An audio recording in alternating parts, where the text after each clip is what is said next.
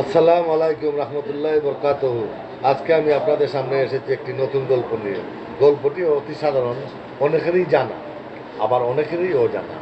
গল্পটি হলো এই একজন লোক কুকুর পালে।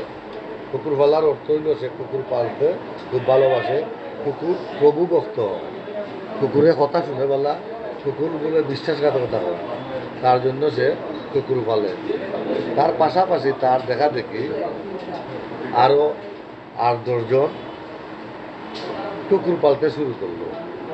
তারা 8-10 জন মিলে একদিন একসাথে বসলো, আলাপ আলোচনা করলো, গল্পে মেতে উঠলো।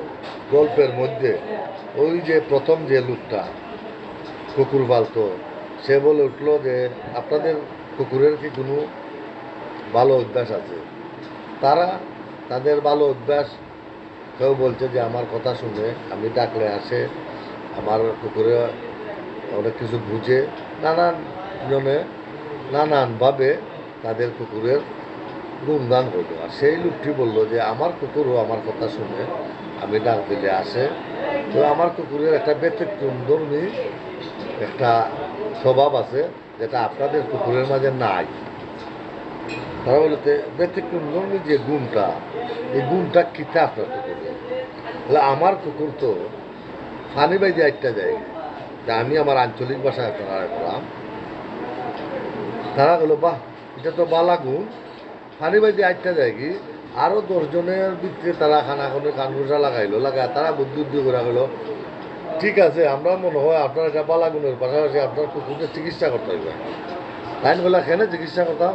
কিন্তু এটা তো বালা গুণ না হইতে পারে, এটা এমন হইতে পারে আপনার এটা রোগ। যদি আপনার এটা পানি বাইতে আটতে পারে, তা আমরাটা আটে না। অতএব আপনার কুকুরের এটা গুণ না, আপনার কুকুর অসুস্থ। আপনার কুকুরে আপনি ডাক্তার দেখান, চিকিৎসা করান। মানুষের বেলাও তেমনি, যদি কোনো গুণের সমালোচনা করেন আপনি, দেখবেন গুণরে দোষে পরিণত করার জন্য কিছু সংখ্যক মানুষ উঠে পড়ে লেগেছে। তাই সাবধান, বুঝে শুনে আলাপ আলোচনা করবেন, কথাবার্তা বলবেন, যাতে গুণগুলো নিজের মাঝেই থাকে। অন্য দেখলে গুণরে দোষে রূপান্তরিত করবে। আমি আমার বক্তব্য শেষ পর্যায়ে চলে এসেছি। আপনাদের সবাইকে আসসালামু আলাইকুম রহমতুল্লাহ বরকাতুহু।